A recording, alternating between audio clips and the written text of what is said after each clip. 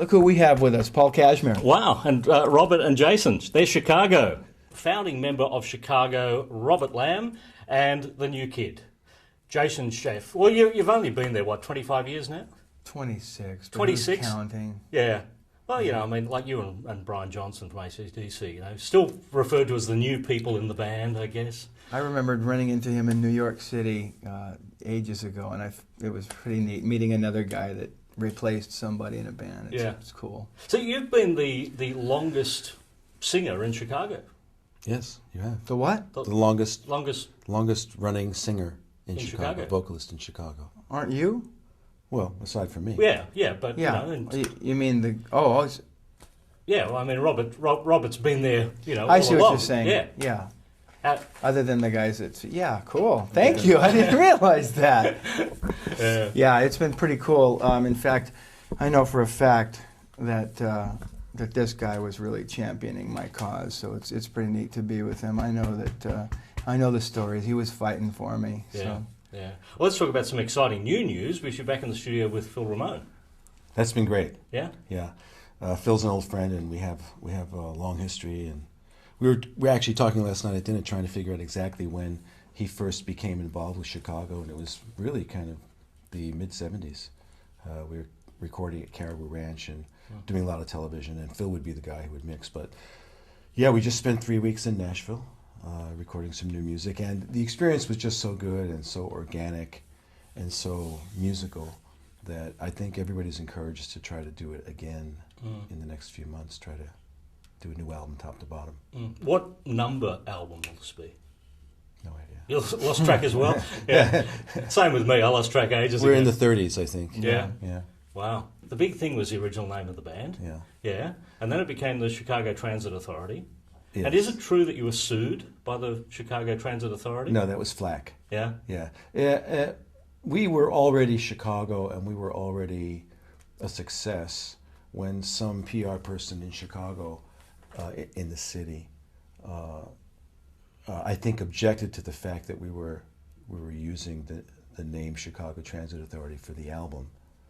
And, you know, once we said, well, it's just the name of the album, it's not, you know, we're not doing business as CTA. They went away.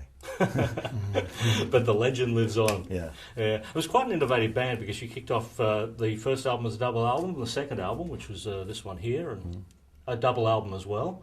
And double albums were quite rare back then. You know, I can think of Exile on Main Street, the Beatles' White Album. But, you know, for a band to kick off their career with a double album and then follow it up with a double album and then... It's pretty cheeky. Yeah. Well, you know, if you think about it, it's just about the same amount of music as is on a CD nowadays. Yeah. So I guess we were ahead of our time. And I think by the time you got to the fourth album, which was the live album, that was a 4 LP box set. Yeah. There's such a thing as too much, I think. Pushing the envelope. Yeah, these guys were churning it out. And, you know, if we go back to your original early career, you started off in a band called Keen, didn't you? Oh, look, you've done your homework, haven't you? Yeah, in fact, I remembered seeing Tom and John Keane on television when I was probably 15 or 16 years old. And when I was coming up in San Diego, I started getting off into music like Weather Report and Earth, Wind and Fire and real funk technical stuff. And a lot of the kids that were in my neighborhood were playing surf music because I grew up in a beach town in San Diego. And so I thought I was, you know, the hot kid. And people were telling me that until I saw these 2 kids on television that were younger than me that just eclipsed me. And I remember saying to my mother, if I could meet those 2 kids, I bet we could make some great music together. Moved to Los Angeles, and they were some of the first people I met, Tom and John Keane, child prodigies. And we became real good friends. I joined the band and made that second Keane record that they had. And Tom and I just kept working on a bunch of stuff, and the next thing you know, these guys came a knocking, and Tom co-wrote "Will You Still Love Me?" You know, so it's all these circles getting completed. So yeah, thanks for asking about that. That's And now there's another band called Keen, very successful out of the UK. Exactly. Yeah, it's pretty neat. Yeah, and you know, like your upbringing, you know, your dad, Jerry, being the bass player for Elvis Presley. Yeah. Did you get to hang around with Elvis in those days? You know, I went to Vegas the last time Elvis played there, a couple of months before he passed away, and that was the only time I really got close to him. I never met him. I was on stage at the Hilton in the percussion stand, so we've played there a couple of times since then, and it's pretty eerie to walk. I remember exactly where I was on that stage where Elvis was. But no, there wasn't, you know, Dad was off working, busy, and, you know, so wasn't meant to be. That was just Dad's job, was it? Going off Yeah, and my parents actually split up, so he was in Los Angeles and I was in San Diego, but, you know, so I wasn't really around it, you know, but it's neat. He's still around and he lives in Scotland, and we're talking about doing some cool things together, because my kids are now playing music. They got a band, and I taught my 9-year-old, who's a bass player, Riders on the Storm, which he was playing in the studio when we were just cutting this Christmas record, and Phil Ramone was getting a kick out of it, because I said, that's the amp, this Sun 200S amp that my dad used on the LA Woman album that I brought in for the, absolutely, Very man. cool. Yeah, and your dad actually played on a Chicago song once. Yes, he did. We recorded an album that was shelved for many years, and finally came out a couple of years ago. Yeah, called Stone of Sisyphus, the album, and we had a song. Actually, Peter Wolf came to me, who was producing the record, and he'd say, "We got to do a song about your dad. Got to do a song about your dad. Who can say that their father played with Elvis Presley?" And I go, "Yeah, okay," and didn't get around to it. He kept saying, "We got to do it, man. You could say you're my hero, this and that." I said, "Well, I got to be honest with you, man. It didn't go down that way. Like I said, they split up, and it was a broken home. And you know, we're doing a lot better now. But these are painful things." And we sat down. I told him the story, and he and his wife at the time, Ina, who was a great lyricist, we mapped it out. And this beautiful song called "Bigger Than Elvis" was written, which was basically my take on watching the Elvis Aloha via Hawaii special, when, you know, those were some years where there wasn't a lot of contact. And so the irony was that the whole world was watching this this never before you know, event of a worldwide satellite. And looking back on it, the entire world was looking at Elvis, but I couldn't even see him. I was just looking for my dad. And so the lyric was about that. So we had this idea. I get chills even talking about it. It's such a cool memory. Yeah, it is great. And everything. And so we had this idea, let's get your dad to play on it.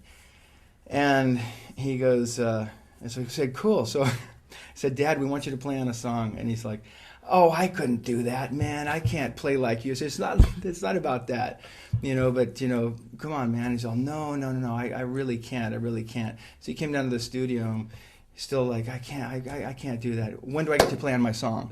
He likes it. So we finally said, we finished this track, and Peter said, "I'm going to get him over here. You guys are going on the road. I'm going to get him over here, and I'm going to put the chart in front of him, but I'm going to scratch the name out. We're not going to tell him what this is about. He's not going to hear the lyric, because he might not be able to make it through." Right? So sure enough, he shows up, and they put a chart up, and it says "Bigger Than Elvis," and my dad just kind of like laughs, sort of like, "Bigger than Elvis," and they go, "Oh, that's not, you know." So they cut this track, and he plays amazing. You know, it's at the end of the song, where the lyric basically says, "And now, you know, we're doing the same thing, and I've connected with you through music," and so he goes on his way and doesn't know anything about it. The record's done. He came over to my house around Christmas, and I said, "Dad, I want you to hear something." And I put headphones on him, and he sat and listened to it and sobbed. And it was really, really awesome, man. So, "Bigger Than Elvis," that was, and now we're doing great. We really are. And now you have his bass. I have his bass, I have the amp, you know, it's like, I got what I wanted, Dad. Yeah. And why was that album canned for so many years? It was, you know, in the string of albums that we had done up to that point for Warner Brothers, you know, we were kind of playing the game and giving them the ballads that they wanted, and so the thinking was, with this particular album that we did with Peter Wolf, that this was the album that we wanted to do now that we played their game for them. So it was like pretty edgy. I mean, there was some interesting tunes. I mean, there was a rap tune, and it was like, stuff that we really kind of wanted to do and who we were at that moment, including a couple of ballads. So we handed it in, and they hated it. Warner's just hated it. They said, "Well, where the hits?" So unless you go back and do some more, then we're not going to release it. And we said, "Well, fine, let's not release it." And that was the end of our relationship with Warner. So we just went our own way. We owned the album, so at some point down the line, we through Rhino Records, we ended up back at Warner's, and then of course they wanted to re-release it as this hidden gem that they had been hiding for years. Of course, they were the ones. Yeah. So it all turned out okay. Yeah. And you know what? I'd like to add to that sort of looking at what's just happened with this Christmas record, and what Robert said of really discovering who this lineup is and what we are, what we're becoming. Personally, I'm really excited that there are no rules right now. I mean, coming into this band, having David Foster sing, the tenor singing all the singles, great. I was the guy who got to walk into that. But I've watched over the years all this talent that an industry dictating, well, your song isn't gonna be taken as seriously as this, or even outside songs, the Diane Warren tunes. But right now, the sky's the limit. It's really, I believe, we're at the beginning of an incredible renaissance, because there are no rules. And luckily, like I say, since we're still around and we can go into the studio and make music, we have a lot of writers, a lot of singers. So express yourself, as Robert's always said. And I see that as so exciting, rather than trying to protect something.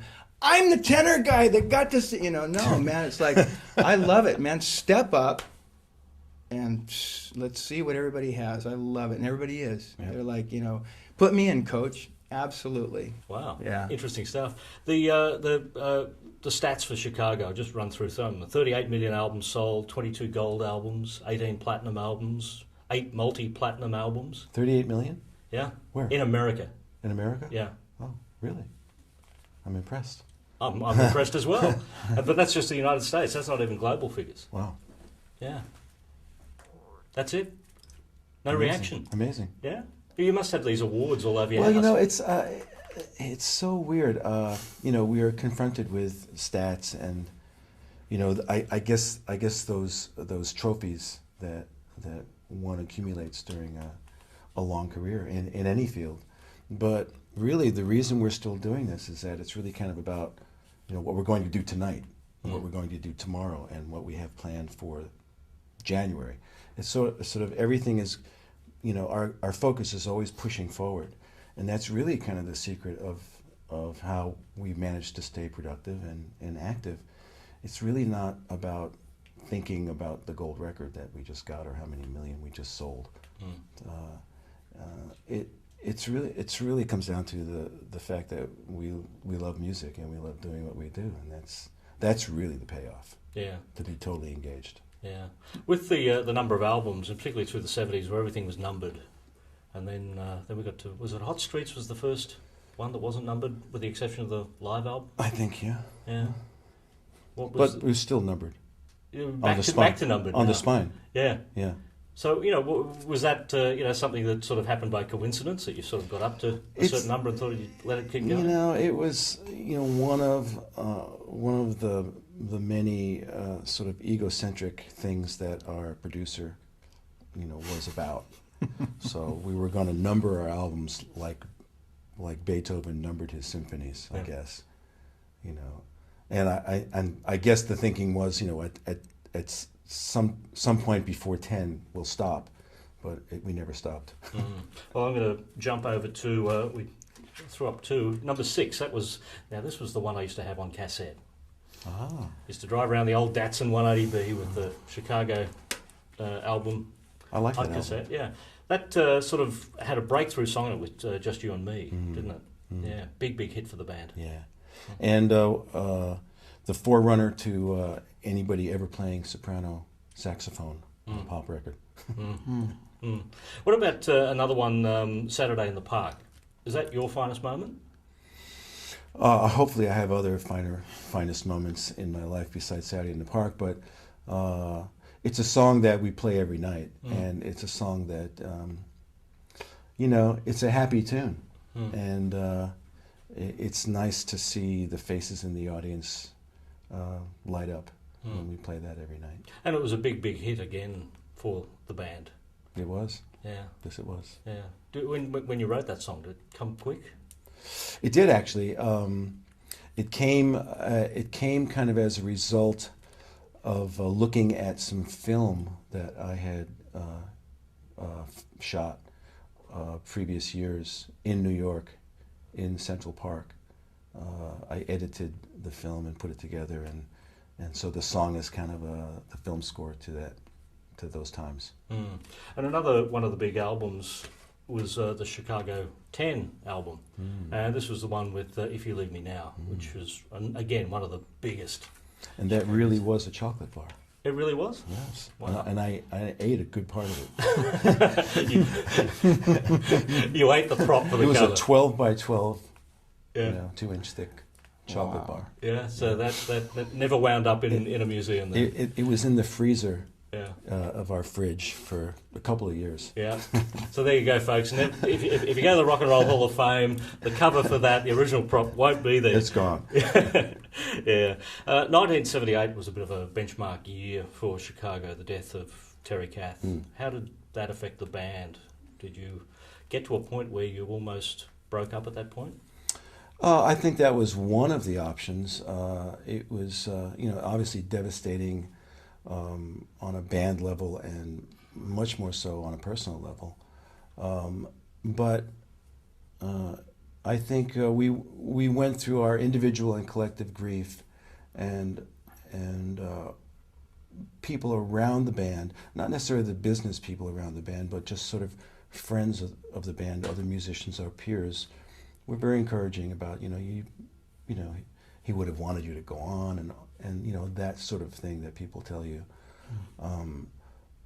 My take was that Chicago is over, and whatever it is that we decide to be from now on will be something else.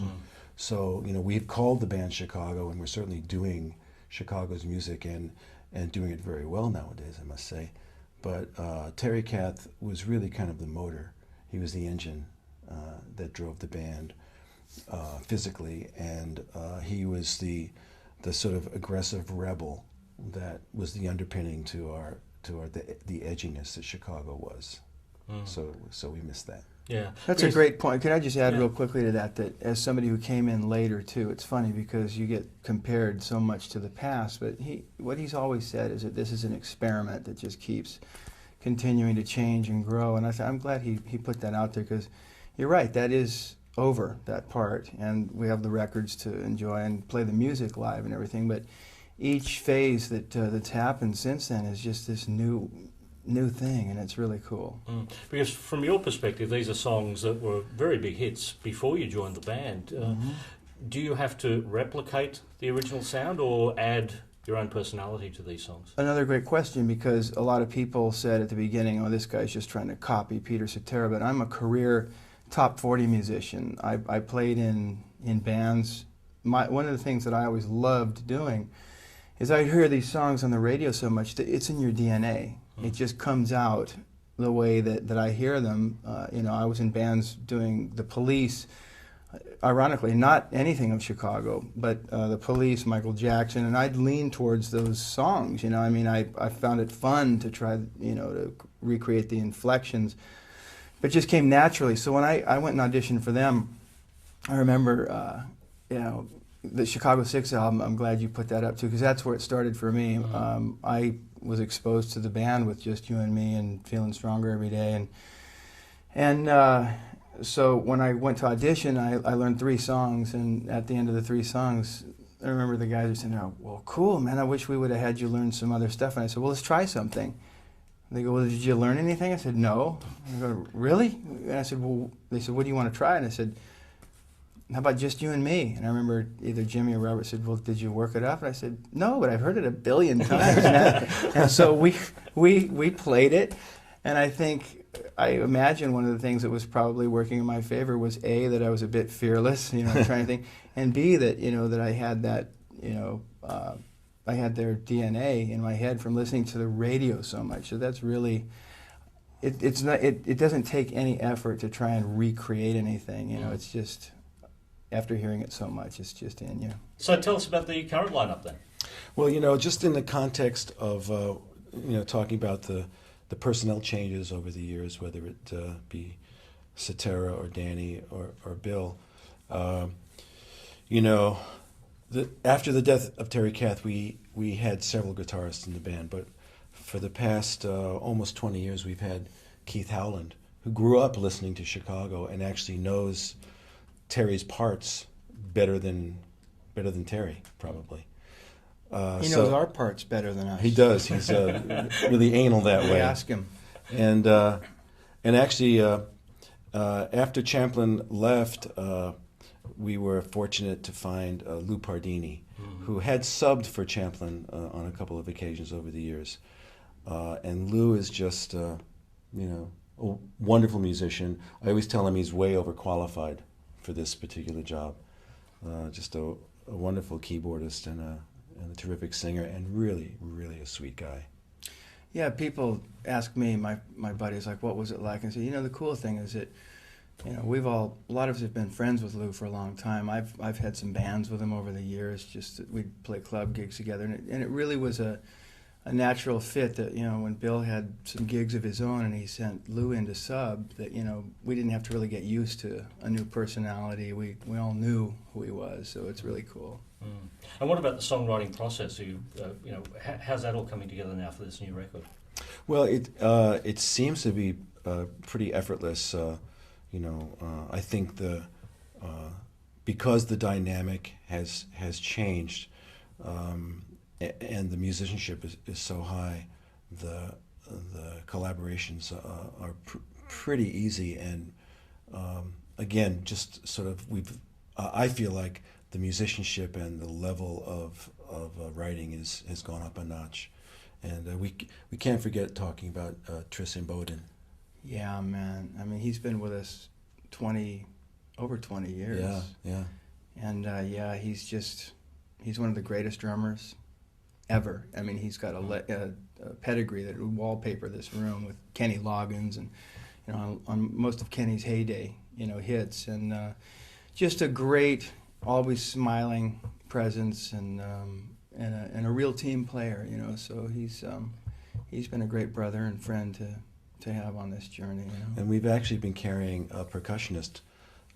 Drew Hester from the Foo Fighters has hooked up with us the past couple of years, and once we had Drew in the band playing percussion, a few of us founding guys realized, oh yeah, we used to have a percussion guy in the band, Laugier de Oliveira, who we actually played with in South America recently. Right. He rejoined us on stage while we were in Rio, but Drew has really added that thing that was sort of missing for the group of songs we did during the late 70s. So the band as it is now is just astounding. David Foster's influence on the band, did he evolve the sound of the band, or was the band heading down that direction anyway? No, he evolved the sound. Yeah. Because we were definitely partly because of the era of pop music at that moment in the early 80s. Chicago had been kind of still trying to do sort of a fusion jazz rock, jazz pop kind of thing as far as the songs we were writing. And what Foster, and he's a very commercially minded cat, what Foster pointed out was that, well, your biggest song, however great all your other stuff is, your biggest song was If You Leave Me Now.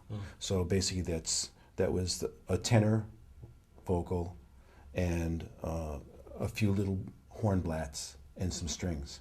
So that's the direction that he went in. And so obviously, the result was Chicago 16, Chicago 17 were both firmly, in a direction that we were not ready to go in. And, his instincts were correct. And some incredible hits came from that Oh, era. yeah. As You know well. what's cool too is when I listen back to the stuff before David, I can hear the influences that that the band had on him too. I can really hear it. That like sort of a classical approach to And I can't remember what song it is, Robert, but something lately I was listening to that I was going, man, that's some of the stuff you were playing, David picked up on. I can't remember exactly what it is. I'll remember it, but I hear, that yes, it was somewhat of a new sound or different sound compared to something before it, but I hear the connection big time of how much they influenced him, and he was, had this vision of what he wanted to do at that time. Yeah, because he took that sound into other artists, of course. Yeah. Yes. That's exactly. In recent years, we saw the departure of Danny from the band, one of the original members. Was that another ugly time for the band?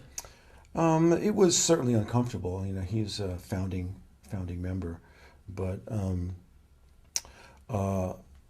as Jason said, we've Chicago's sort of this living organism that sort of continually sort of morphs into the future, and Danny had some personal issues. He had some difficulty maintaining his skills as a drummer, and I think he had kind of prepared his way out of the band for the couple of years before, just by the way he was interacting with some of us in the band. So when he left, we really didn't know, who was going to be his replacement, but we knew it was time for a change. And what about the departure of Bill Chaplin recently as well? Once again, this is a family, and these guys have been together a long time before I was here. 43, 44 years, something like that. I've been here 26 years. Families fight. Families go through all kinds of things, and I think every one of us have been in a situation where the rest of your family says, hey, this is how we look at you, and this is what's going on. I know I have been, and there will come times in the future. That's what happens, and you either listen to it and you grow as a family, or you start going in a different direction. I think that's really, like in any family, what happens, When something changes, it's just not, you're not on the same page anymore. Yeah, Bill, very skilled musician, great singer, but, was so uncomfortable, really from the early years of being with Chicago. He was so uncomfortable with the success of Chicago versus the success of Bill Chaplin, and that he just never felt good about being part of Chicago, and it became more and more obvious that he needed to do something else. So when he decided to move on, it was really long overdue, and so I think he's probably very happy now, and he deserves to be. He's a leader. This is a team, and you got to be a team. And exactly, I've known him a long time, and he was always the most comfortable when he was leading. So I think I agree with Robert. I bet you he's having the time of his life. I don't want to speak for him, but I hope so, because he's doing his thing. Yeah, he's doing what he always wanted to do. We talked about sort of the defining Chicago songs before. What would you put up there and say that was our best track? Oh man. Well, for me, it's usually whatever we've done lately. As we discussed before, we just worked with Phil Ramone, and we were doing arrangements of holiday songs. But the fact that they're holiday songs turned out to be really beside the point, because the arrangements were just so imaginative, and the vibe in the studio was so creative, and there was so much great input and a lot of laughing and a lot of really embracing, what it is to be in Chicago and part of this really, fine group of musicians. So I have to say that the record you haven't heard yet, the record you won't hear until Christmas next year, is really pretty much a defining moment. Defining in the way that I feel that the current lineup, the lineup that you'll hear tonight when you come to see us play, it's remarkable. Yeah. So right now we're going through a very rich time. And well, one final question: Electric, Light and Blue. Okay, is that a question? Well, I mean, I'll let you fill in the or is blank. the question why or what? Are we on Jeopardy? I was too polite to say it like And that. the answer is Yeah, that was an interesting thing to do, wasn't it? Well, a Robert Blake movie. It really wasn't a Chicago moment. It was a Jim Guercio moment. Yeah. Last couple of years, I happened to see it again, and it's another bit of proof that musicians should play music and not attempt to act.